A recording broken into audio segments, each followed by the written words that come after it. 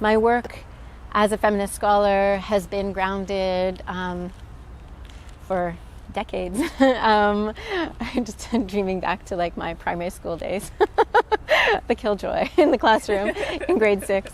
But truly to be thinking through feminism as a political theory of the asymmetries of power, and to really think about feminism as a kind of the work that multiple embodiments can be engaged in. So not necessarily women's bodies, but precisely this possibility that we have for cultivating attentions to the asymmetries of power that have set in motion relations not just between humans, but also between humans and the more than human world.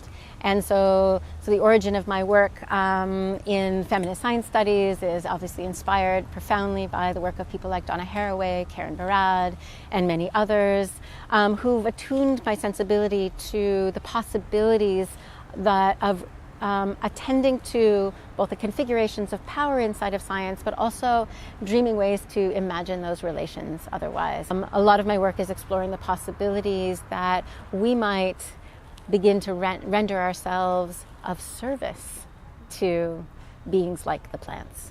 How would we grow worlds that are livable for all of us if we could learn how to conspire with the plants? And here's the kind of possibility for dreaming up ways to rearrange relations, to rearrange the in what seem like inevitable asymmetries of power.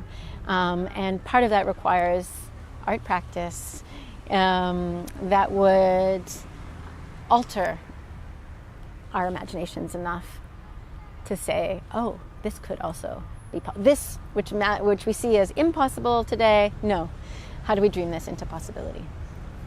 The Anthropocene names man as the singular agent of elemental rearrangement that has made this planet uninhabitable, right?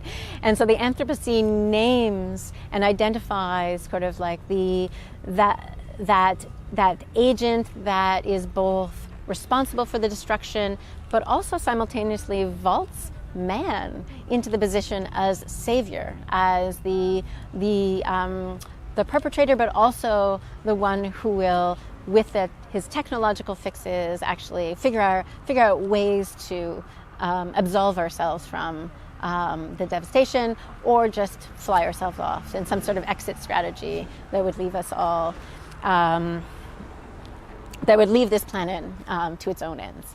I'm interested in naming the possibility of an aspirational episteme, not a time-bound era, right?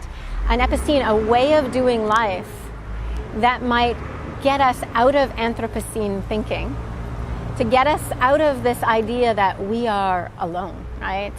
And dream ourselves back into relation.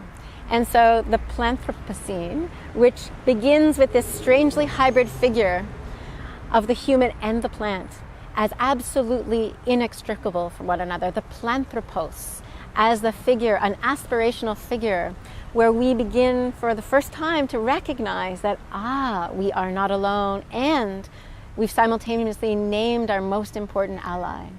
So if the plants have made this planet livable and breathable for the rest of us, how could we learn how to conspire with the plants to grow more livable worlds? And this idea that maybe plants need space and time outside of capitalist extraction. Maybe plants need to be allowed to grow and rupture through the enclosures of our Edenic gardens.